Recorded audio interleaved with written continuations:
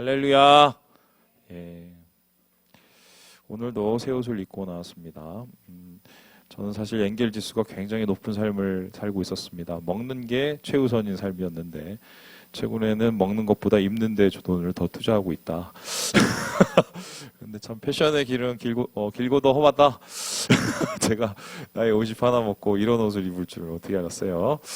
예, 어쨌든 변화는 행복한 것이고 또 하나님 앞에 이런 모습으로 예배드릴 수 있어서 좋습니다. 우리 다시 한번 축복해 보도록 하겠습니다.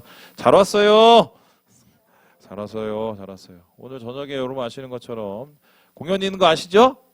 예, 꼭 오시고 혼자 오시지 마시고 여자친구 남자친구 데려오시고 없는 분은 꼭 사귀어서 오늘까지. 없다. 자, 그러면은 주님께 기도를 하세요. 회룡역 앞에서 기다림으로.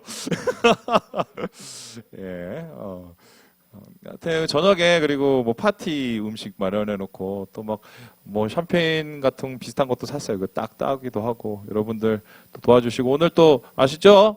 예, 끝나고 나서 또 열심히 몰래 산타 패킹을 해야 돼요. 그래서 저녁에 2패로 나눠서 3패입니다.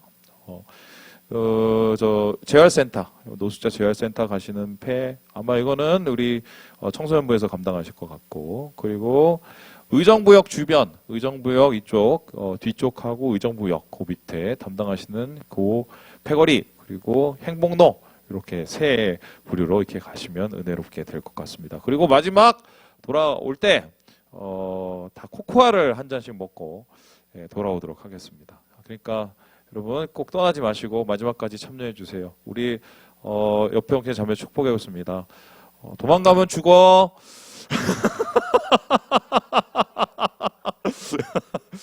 예, 알겠어요. 자, 오늘 말씀 또 크리스마스에 대한 이야기를 하면서 크리스마스를 준비하고 기다렸던 한 사람의 얘기를 하려고 하는데 오늘은 그림 한 장 보면서 시작하겠습니다. 보여주시죠. 여러분 이 그림 누군지 아십니까? 이게 렘브란트라는 여러분 봤을 거예요. 17세기의 대화가죠. 그 사람이 이제 그린 그림입니다. 제목이 시몬의 찬양. 오늘 우리가 함께 살펴볼 시몬에 대한 이야기인데 이 그림이 굉장히 의미 있는 그림이라는 거 여러분 아십니까?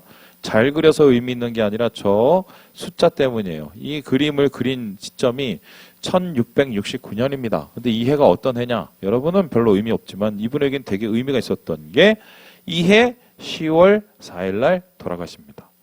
그러면은 이 그림은 미완성작이에요. 그가 남긴 유작이고 그래서 뒤에 보면 여인의 모습이 보이죠? 저거를 렘브란트가 그리지 않고 제자가 그렸다고 합니다. 그런데 이 전승에 따르면은 렘브란트가 죽기 전까지 붙잡았던 그림이 2점이라고 합니다. 클릭 눌러주겠어요? 다음과 같은데요. 여러분 저 그림 어디서 본 적이 있을 겁니다. 저 제목이 뭐냐면 탕자의 귀환입니다. 이 탕자의 귀환은 뭐냐면 누가복음 15장에 말 더럽게 안 듣는 둘째 아들 생고생 다 하고 나중에 거지 돼 갖고 돌아오는 그 얘기입니다. 그리고 나서 그쪽에는 또 반대쪽에는 오늘 우리가 살펴볼 시몬이 예수님을 안고 찬양하는 이야기죠. 자, 한번 질문해 봅니다. 렘브란트는 왜 이 그림을 끝까지 붙잡고 있었을까? 더 충격적인 게 뭐냐면 이 사람이 원래는 굉장히 유명 작가고 잘 살았어요. 왜냐하면 사람들한테 그림 그려주면 돈을 되게 많이 받았거든요. 근데 아내가 죽고 나서 빈털터리가 됩니다. 사치가 너무 심했고 그리고 좀 이렇게 스캔들 비슷한 게 터져갖고 그랬거든요. 그래서 그분이 돌아가시기 직전에는 생계가 되게 힘들었대요. 그렇다면 이제 어떤 얘기가 되냐면 빵 살 돈으로 물감 사서 이 그림을 그린 겁니다. 그만큼 절실했고 그리고 싶었던 것인데 그럼 왜 렘브란트는 이 2가지 그림을 붙잡고 있었을까? 많은 학자들은 미술학자들은 여기서 2가지 얘기를 해요. 먼저 탕자의 귀환은 바로 렘브란트의 마지막 마음이었을 것이다. 그리고 옆에 있는 시몬의 찬양이라는 이 그림은 렘브란트의 아마 마지막 희망이었을 것이다. 그가 사치와 향락에 빠져서 여러 가지 삶을 살다가 나중에 생각해 보니까 아이고 내가 왜 그렇게 살았지? 아유 하나님 앞에 죄송하네 이러면서 아마 회개하고 싶은 마음이 있었던 것 같아요.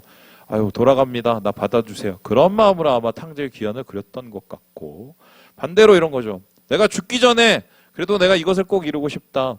나에게 마지막까지 남아있는 그 희망과 사명이 있지 않을까. 요 얘기를 하고 싶어서 시므온의 찬양이라는 저 그림을 그리지 않았을까 그렇게 생각을 합니다. 자, 그렇다면 렘브란트가 가지고 있었던 이 시므온에 대한 생각들, 그가 끝까지 붙잡고 싶었던 그 사명과 희망은 도대체 어떤 것이었을까? 오늘 성경은 이 시므온에 대한 이야기를 이렇게 풀어가고 있는데요. 우리 함께 25절의 말씀을 같이 한번 읽어보도록 하겠습니다. 시작! 예루살렘에 시므온이라 하는 사람이 있으니 이 사람은 의롭고 경건하여 이스라엘의 위로를 기다리는 자라. 성령이 그 위에 계시더라. 이 사람도 크리스마스를 준비한 사람인데 추측도 난무하고 전승도 여러 가지 있지만 정확한 것이 없습니다. 먼저 첫 번째 추측이 이 당시 이제 대제사장으로 유명했던 예수님 당시 가말레엘이라는 사람인데 그 사람의 아버지가 아니었을까? 뭐 그만큼 굉장히 의로웠다는 소리인데요. 사실 이것도 정확치가 않습니다. 두 번째 이 전승이 있는데 이 사람이 대제사장은 아니지만 제사장으로 근무를 해서 아마 그날도 성전에 일이 있어서 나온 것이 아닌가 이렇게 얘기했지만 누가는 이것을 기록하고 있지 않습니다. 사가랴는 분명히 제사장이라고 얘기를 해놓고 시므온은 그렇게 얘기를 하지 않은 거 보면 아는 게 분명해요. 그러니까 일반인이었어요. 뿐만 아니라 나이가 있어 보이죠. 이 마태복음 위경이 있습니다. 근데 여기 15장 2절에 시므온의 나이가 어느 정도로 기록되어 있냐면 112세로 기록되어 있습니다. 이게 정확치는 않지만 아마 죽기 직전의 나이였으니까 꽤 많은 나이를 가지고 있었던 사람이다. 그래서 팩트를 다 체크해 본다면 시므온은 어떤 사람이냐? 어르신이었고 평신도였고 그리고 뭔가 사역을 하던 사람, 성전에서 뭔가 돕던 사람 중에 한 사람이 아닐까라고 생각을 해 볼 수 있습니다. 우리로 따져보면 은퇴 집사님 뭐 이 정도로 이렇게 생각해 볼 수 있는데요. 그러면 그는 어떤 사명을 가지고 살았을까? 여기에 보니까 이스라엘의 위로를 기다리고 있다. 그러니까 평생 동안 마지막까지 이스라엘의 위로를 기다리는 사명이 있었다라고 얘기합니다. 그렇다면 그가 기다렸던 이스라엘의 위로란 것은 도대체 무엇일까요? 이 위로라는 단어는 다음과 같은데요. 보여주시죠. 우리 따라 한번 해보죠. 파라클레시스. 언제 우리가 헬라어 해보겠니? 다시 시작. 파라클레시스. 이게 뭐냐면 옆에서 말하다라는 뜻이에요. 좋은 말 하면 위로고 시끄럽게 얘기하면은 뭔가 호소하고 간청하는 겁니다. 이스라엘에게 좋은 말을 했으니까 이스라엘 되게 힘들게 살고 있었어요. 로마군 괴롭히죠. 그리고 지도자들 괴롭히죠. 그러니까 그런 이스라엘 백성들이 바라는 위로의 말이었는데 그걸 기다렸다고 얘기를 합니다. 뿐만 아니라 이스라엘이 그 힘든 상황 속에서 하나님 앞에 호소하고 간청했던 소원이 있었는데 그 소원이 이루어지기를 바로 시므온이 기다렸다라고 얘기합니다. 그렇다면 그 소원은 어떤 것일까요?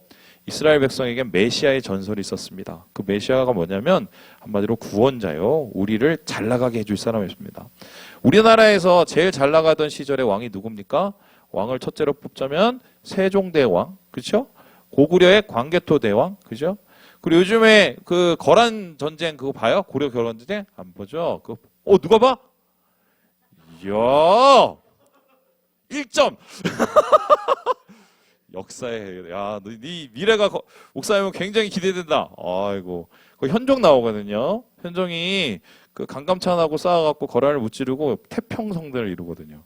아마 그 정도 되는 사람이 이스라엘에 있었는데 그 사람이 누구냐면 다윗이에요.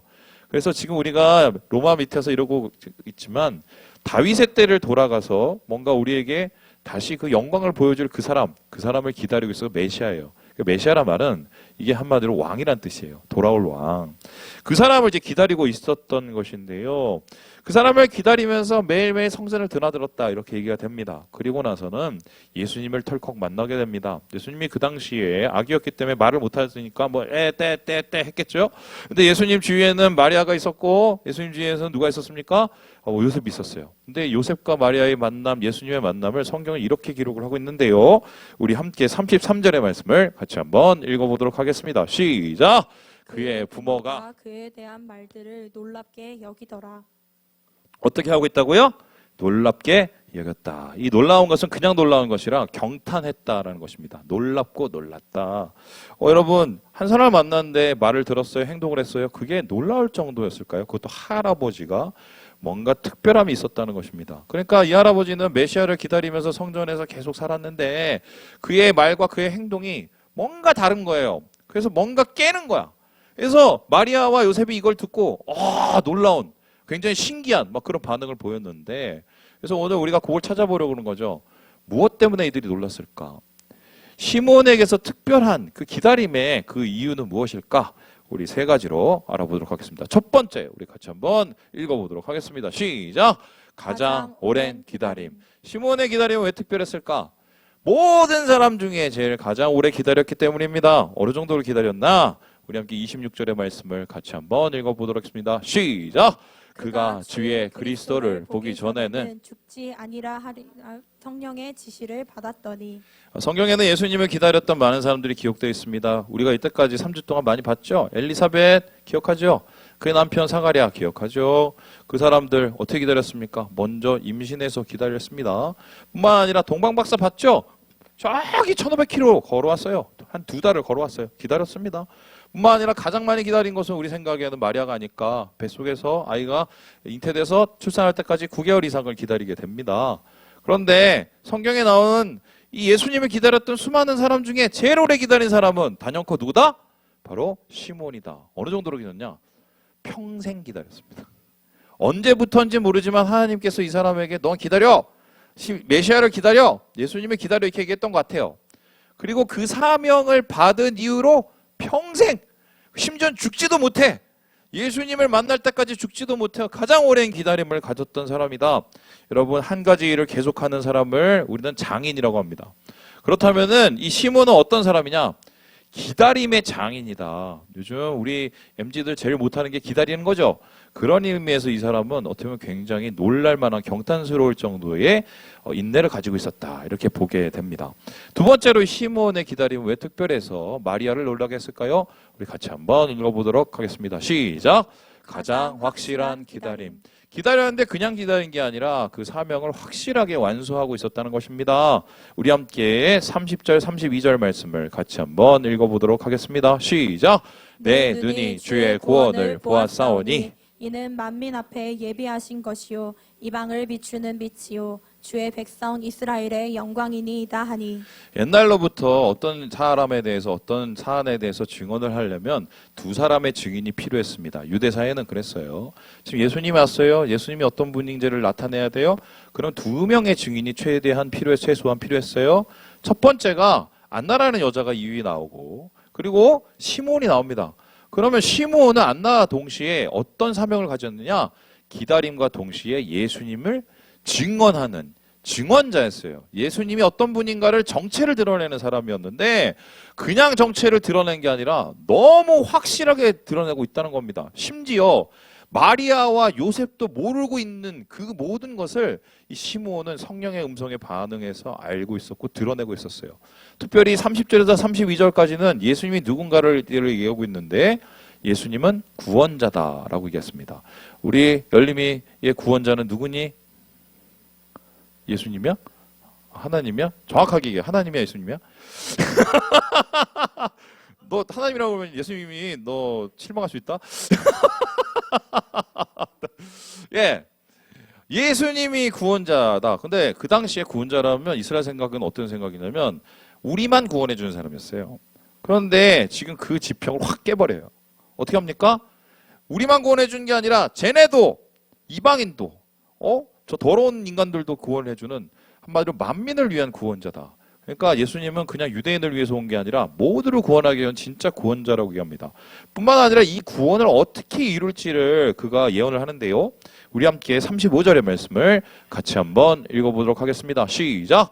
또 칼이 내 마음을 찌르듯 하리니 이는 여러 사람의 마음의 생각을 드러내려 함이니라 하더라. 칼이 심장을 찔러낸대요. 자, 그러면 제가 질문을 하겠습니다. 여기서 네 마음, 네 심장, 이 니는 누굽니까? 니는 누구니? 하나님의 마음이면 좋겠는데. 마리아야, 마리아. 야, 시원이 안경 멋있다. 그래? 마리아예요. 마리아는 누굽니까? 예수님의 엄마. 엄마의 마음을 괴롭히는 아들이래요. 자, 마리아가 예수님 때문에 마음이 아팠습니까? 예수님이 그렇게 마리아의 마음을 속상하게 했나요? 했죠. 언제? 여러분, 부모에게 가장 큰 스트레스가 뭔지 아십니까? 자기 자식의 죽음을 보는 거예요.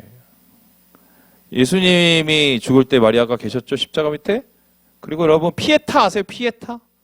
슬픔이라는 그 피에타 상 아시죠? 예수님의 죽음을 안고 막 한없이 탄식하고 있는 그거를 미리 봤어요. 그래서 예수님이 이 구원을 어떻게 이루냐면 십자가를 통해서 희생을 통해서 이룬다는 걸 미리 알고 있었습니다. 이렇게 정확하게 알고 있었어요. 그러니까 이만큼 그는 준비가 되었고 확실하게 자기의 증언자의 모습, 선지의 모습을 감당하고 있었다. 이걸 알게 된 겁니다. 그리고 마지막으로 이 그의 기다림이 특별한 이유는 이것이었는데요. 우리 같이 한번 읽어보도록 하겠습니다. 시작! 간절한 기다림. 오래 기다렸고 확실하게 기다렸고 간절하게 기다렸다.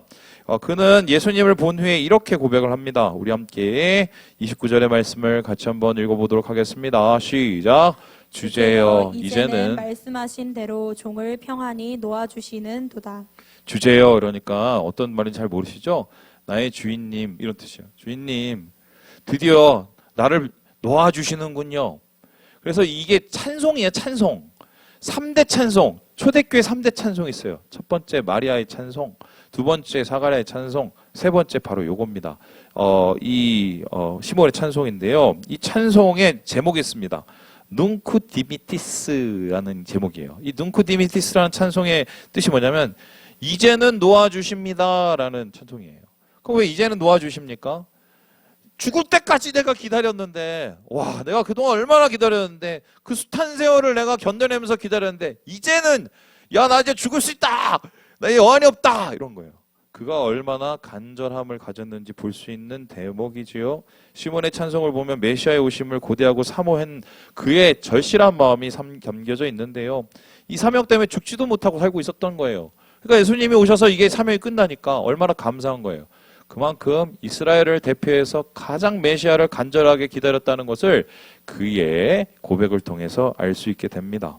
예수님을 기다리는 사명, 예수님이 누군지를 증명하는 것, 그리고 예수님을 간절히 기다리는 것, 여러분 아름다워 보이죠? 그래서 이것을 미화하기도 하고 그림도 그리고, 그리고 렘브란트는 자기가 그런 사명을 마지막까지 이루기를 원했습니다. 그런데 제가 단독적으로 물어보겠습니다. 정말 아름다웠을까요? 예수님을 기다리고 메시아를 기다리는 그 모습이 정말 아름다웠을까? 그가 어떠한 삶으로 기다리고 있는지를 알아볼 수 있는 대목이 있는데요. 바로 27절입니다. 우리 함께 같이 한번 읽어보도록 하겠습니다. 시작! 성령의 감동으로 성전에 들어가매 마침 부모가 율법의 관례대로 행하고자 하여 그 아기 예수를 데리고 오는지라. 성령의 감동으로, 요거 성령의 감동 안 보이잖아요. 이거 빼봅시다. 성전에 들어가매. 성전에 맨날 들어갔어요. 맨날. 이게 뭐 현재 계속 진행. 그리고 어떻게 들어갑니까? 아기 예수를 데리고 오는 걸 지켜봅니다. 그러면은 그의 하루는 어떠냐? 아침에 눈 땡치면 눈 딱 뜨고 세수하고 나와서 성전에 그냥 멀찍이 있습니다. 그가 있는 성전은 그냥 중간도 아니에요. 이방인 애들, 여인 애들 한마디로 그냥 주변머리예요. 거기에서 멀쩡히 있어요. 그리고 애들이 올 때마다 이렇게 쳐다봅니다. 하나님 제가 맞나요? 제가 맞나요? 여러분 쉽게 설명해 줄게요. 제가 예전에 옷장사를 했어요.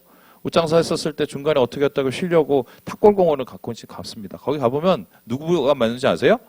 할아버지 할머니들이 그렇게 많습니다. 막 장기도 뜨고 여러분 뭐 내기바둑도 하고 막 엄청 많아요. 그리고 거기도 막 보니까 이 사회가 있어요. 세계관이 있더라고. 세계관이. 그들의 이 세계는 아름답습니다. 바쁩니다. 하지만 그들을 멀리서 바라보면 죄송한 말씀이지만 그렇게 좋아 보이진 않아. 솔직히 이게 여러분 늙어봐. 늙으면 알 거야. 나중에 어떻게. 내가 이런 얘기하면 또 우리 어르신들이 또 뭐라 그러겠지만 하여튼 쉽진 않다. 그런데 지금 이분은 어떻습니까? 다른 사람들이 보기에는 아유 쟤 또 왔어. 아유 저 할아버지 또 왔어. 저거 또 아유 애들 저 쳐다보는 거 봐 저거. 이런 취급받고 있었던 거예요. 여러분 질문해 볼게요. 여러분한테 이거 하라면 하겠어요? 평생 동안? 심지어 그가 매일매일 찾아가던 그 성전은 어떤 곳이냐? 예수님께서 나중에 30년 후에 여기를 다시 찾아와서 그 성전을 가리켜 뭐라고 그랬냐면 이 강도의 소구라. 한번 지도자들은 개판, 기도하기는커녕 한번 탐욕만 채우는 그 성전, 더러운 곳이었어요. 희망이라는 걸 하나도 찾아볼 수 없는 것. 아주 쉽게 설명할게요. 어떤 교회를 갔는데 맨날 지지볶고 싸우고 목사님 싸우고 장로님 싸우고 이런 교회를 맨날 찾아가고 거기서 애들 이렇게 쳐다보고 하루하루를 산다고 생각해 보세요. 이거 하겠어요? 이렇게 평생 산 거야. 사람에게 전혀 인정도 못 받고 알아주는 사람도 없고 심지어 나중에 예수님 만나잖아요. 증언을 했잖아요. 박수를 쳤어요. 그의 박수 소리를 듣는 사람도 없었습니다. 심지어는 그 박수를 쳤을 때 예수님의 부모는 놀라기만 했지 인정해 주지도 않았어요. 나중에 어땠는지 모르겠지만. 그리고 그가 예수님을 증언했다고 해서 뭐 얻은 것도 아무것도 없어요. 한마디로 이 한순간을 위해서 평생 동안 그렇게 배회를 했는데 성전에서 남는 게 하나도 없는 거야. 여러분 이거 할 수 있겠어요? 저희가 해봐야 알거든. 제가 예전에 거여자일교회라는데 이제 처음으로 사역지를 받아서 갔습니다. 갔더니 고등부를 시키더라고요. 그 당시에 제가 이제 사역 정보가 전혀 없어갖고 4월에 거기를 들어갔어요. 제 기억으로는 3월이 정확히 모르겠는데 보통 아시는지 모르겠지만 3, 4월은 절대로 사역자를 뽑는 때가 아닙니다. 근데 제가 3, 4월에 왜 들어갔느냐? 전임 사역자가 날랐어요. 도망갔어요. 왜 그런지 모르겠어. 힘들었으니까 그랬겠지. 갔더니 애들이 한 10명 좀 남짓 되는데 정말 더럽게 예배를 안 드리더만. 10명 중에 절반은 자고 10명 중에 딴짓하고 그 당시에는 뭐 핸드폰 이게 없었으니까 뭐 밑에서 이러고 앉았고 그리고 한 놈은 쳐다보길래 뭐 하나 했더니 눈 뜨고 자고 그랬어. 이걸 어떻게 하지? 이걸 어떻게 하지? 여러분 사역 중에 가장 하드한 사역이 뭔지 아세요? 밥 가는 사역이야. 밥부터 갈고 돌부터 골라내고 얼마나 그게 힘든 줄 알아요? 그래서 제가 뭐 했느냐? 애들을 만나고 다녔어. 밥 먹이고 그냥 만나고 제 삽이 다 털어갖고 그 또 애들은 또 그 당시에 요즘에 안 그러겠지만 찜질방 가고 막 그 남자애들은 목욕탕 가면 친해진단 말이에요. 목욕을 맨날 하고 그리고 나중에 이제 정말 밭을 갔다가 달다가 나왔는데 한 40명 됐나? 50명 됐나? 그래도 꽤 부흥을 했죠. 그런데 제가 열받았던 게 뭔지 아세요? 제가 나오고 나서 다음 사역자가 왔는데 너무 잘 돼.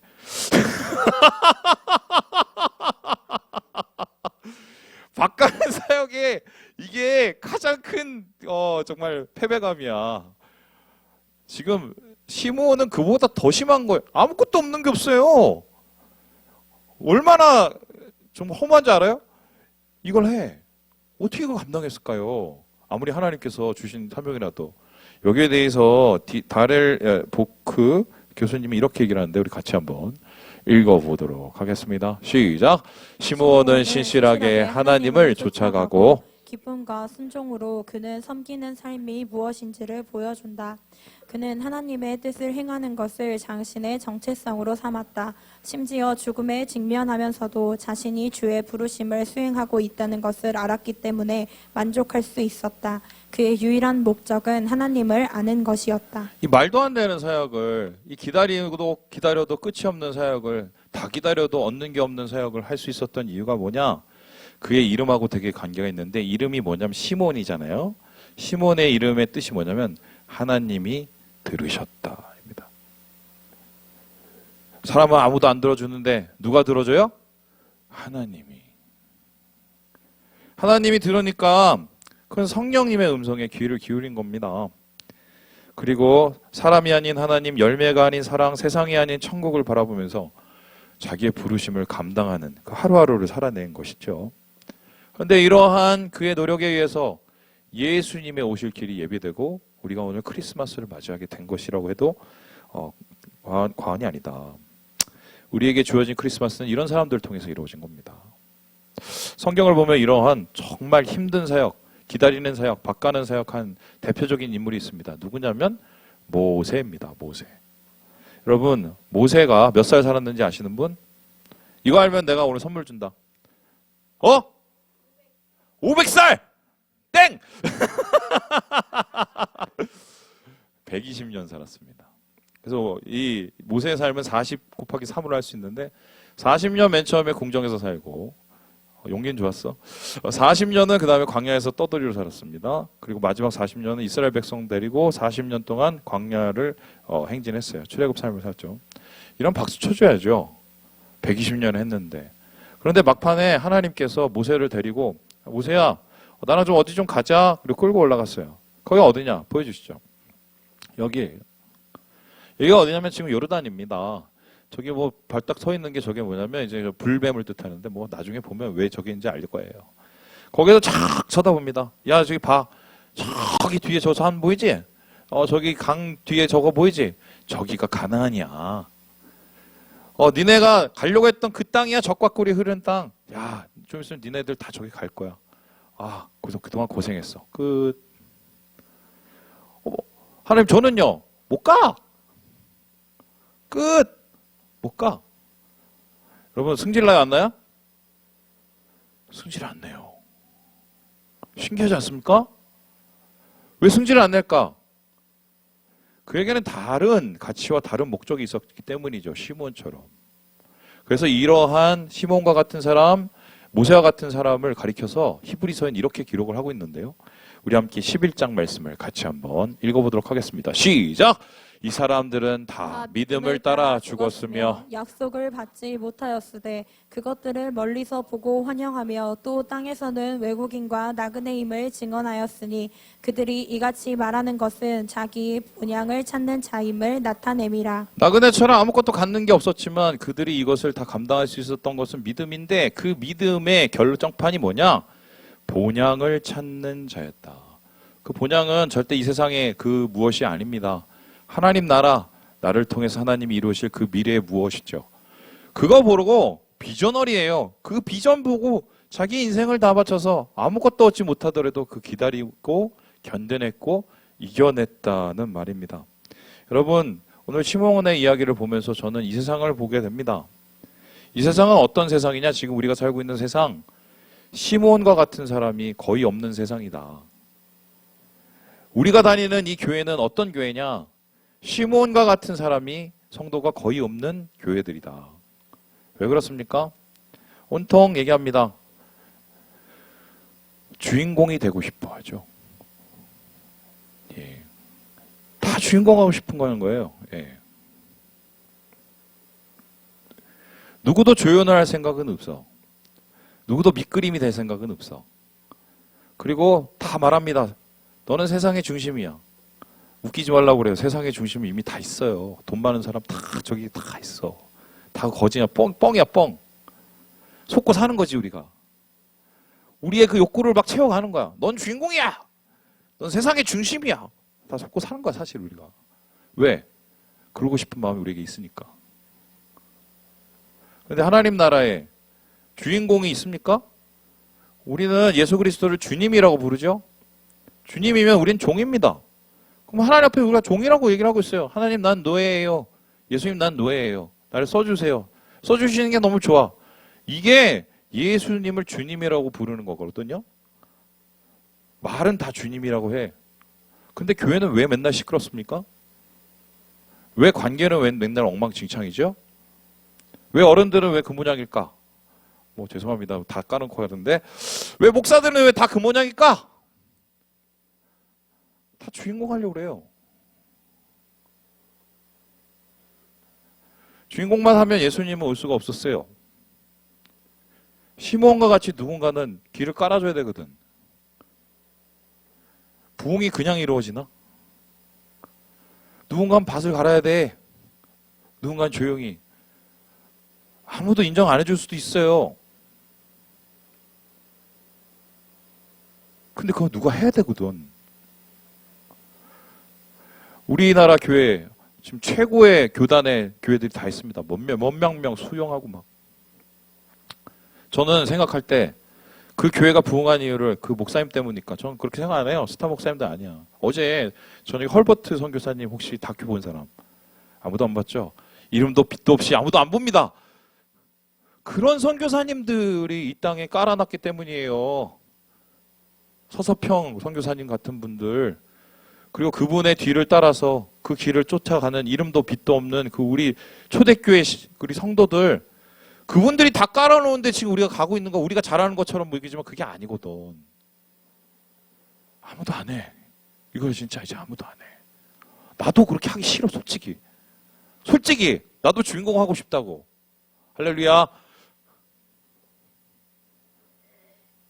누군가는 해야 되거든요.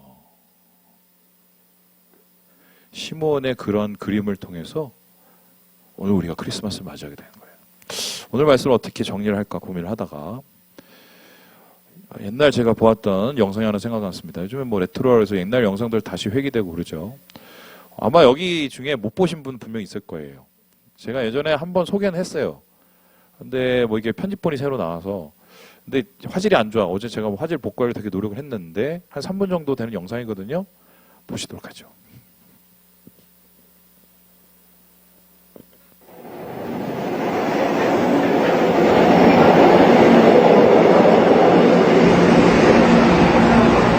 지하철 한 구석에서 우연히 만난 맨발의 노인은 예수의 피를 외치고 있었다. 나는 공로옥조다. 예수의 피밖에 없네. 예수의 피밖에 없네. 아무도 듣지 않는 그 피를, 그 십자가를 외치고 있었다.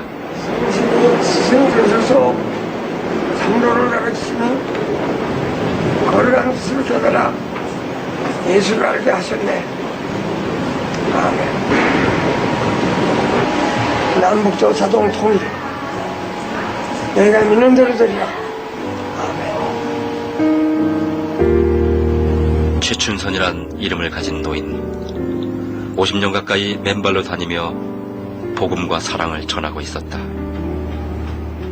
그때는 우리가 고아들을 많이 데리고 있었죠. 예. 갈 데 올 데 없는 할머니도 계셨고, 아. 심지어 남 환자도 있었고요. 예.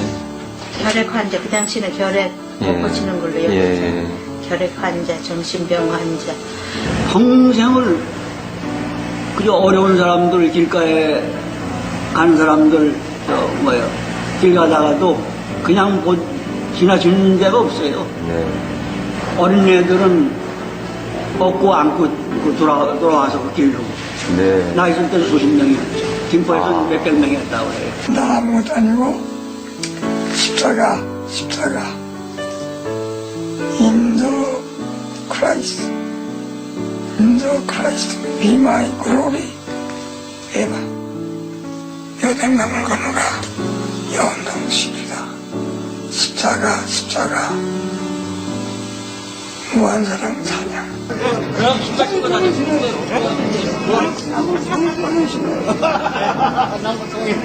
나 바빠요. 남북통일이 김정일이 가는 거지. 언약하신 그 사랑 품에 영원한 안식 없겠네. 2001년 9월 4일, 요건 지금 돌아가시기 2001년 9월 8일날 돌아가시다고 나흘 전입니다. 이게 지금. 당신이 돌아가실 날을 알고 계셨다.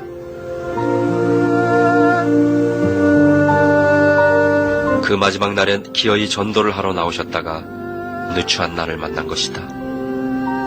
그토록 사모하던 주님 품에 안기는 날이기에 기어이 맨발로 나섰던 것이다.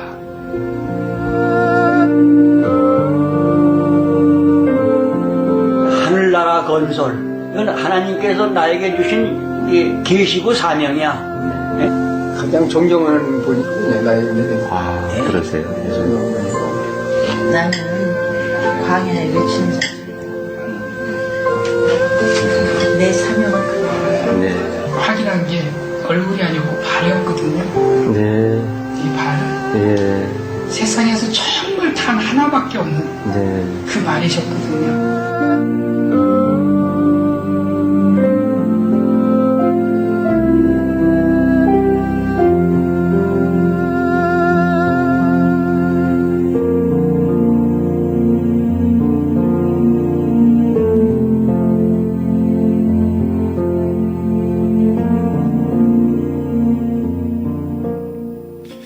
예, 20년이 넘은 영상인데 이 영상을 처음에 신대원에서 제가 봤습니다. 근데 그때 아주 격론이 일어났어요.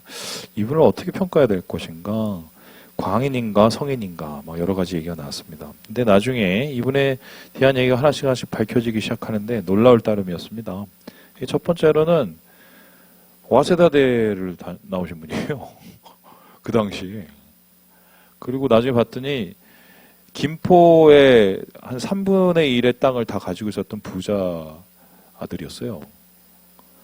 심지어는 그분의 자녀가 대부분 대학 교수의 총장들이고, 그리고는 왜 그런 삶을 사는지 했더니 가가와라는 우리 일본의 선교사님이 계시는데 그분을 만나고 나서 변화가 돼서 땅을 다 팔아서 다 나눠줬어요. 왜 신발을 벗고 다녔냐? 통일될 때까지는 자기가 맨발로 다니겠다. 주님 나라 올 때까지 내가 맨발로 다니겠다. 그리고 이렇게 돌아가셨어요. 자기의 있는 모든 걸 가져다 예수님처럼 산 거죠. 아무도 인정 안 해주는데. 여러분 이거 감당할 수가 있을까요, 우리가? 중요한 것은 주님은 이런 분들을 통해서 오신다는 거예요. 주님은 시몬과 같은 모세와 같은 최춘선 목사님과 같은 사람들을 통해서 역사하십니다. 우리 목사님 마지막 남기신 말씀, 충성은 성령의 열매 중 하나라는 이 말씀. 주인공이 되지 마세요. 충성하는 분이 되세요.